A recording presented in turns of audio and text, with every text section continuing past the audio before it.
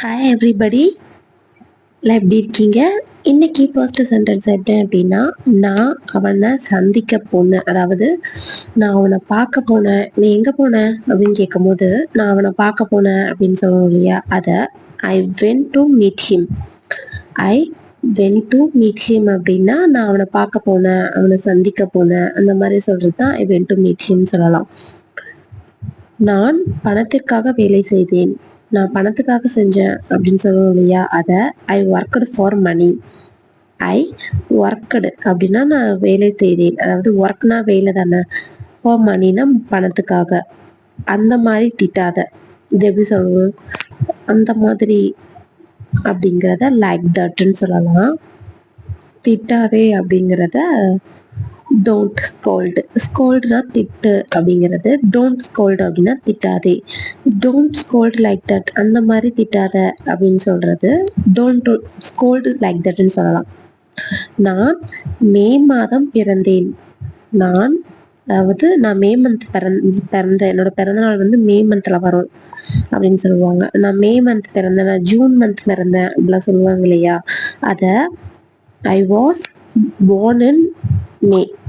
I was born in மே அப்படின்னா, I was bornனா நான் பிறந்தேன், இன் மே அப்படின்னா மே மாதம் நான் பிறந்தேன் அப்படின்னு சொல்றது.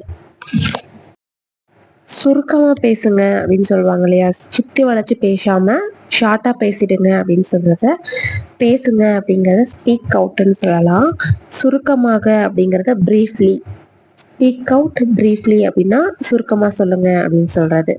என்னை கேலி செய்யாதீங்க, என்னை கிண்டல் பண்ணாதீங்க, என்னை கேலி பண்ணாதீங்க அப்படின்னு சொல்லுவோம். அதை எப்படி சொல்லுவோம் அப்படின்னா, கேலி கிண்டல் இதெல்லாம் சொல்றத மாக்குன்னு சொல்லலாம். அதாவது மாக்னா MOCK ஸ்பெல்லிங், புரியுதுங்களா?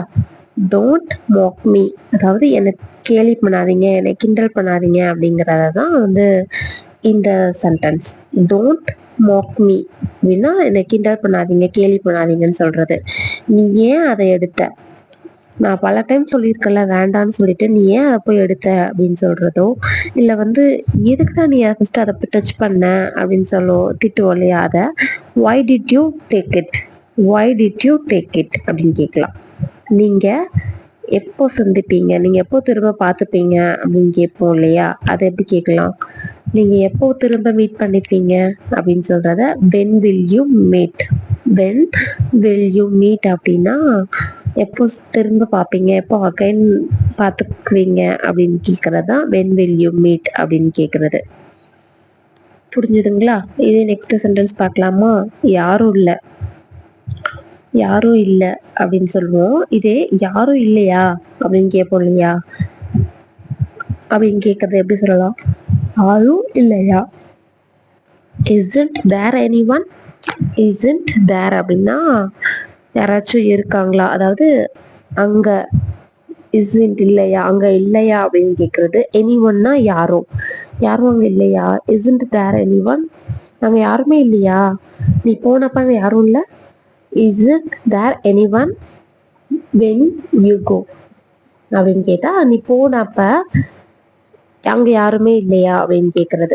இந்த மாதிரி டெய்லி யூசிங் சென்டென்சஸ் நம்ம சேனல்ல டெய்லி போஸ்ட் பண்ணிட்டு இருக்கோம். மறக்காம செக் அவுட் பண்ணி பாருங்க. உங்களுக்கு என்னோட வீடியோஸ் பிடிச்சிருக்கா அப்படிங்கிறதையும் கமெண்ட்ஸ்ல கமெண்ட் பண்ணுங்க. மறக்காம சேனலை சப்ஸ்கிரைப் பண்ணி உங்க சப்போர்ட் கொடுங்க. அது எனக்கு இன்னும் மோட்டிவேஷனலா இருக்கும். Tata bye, stay tune.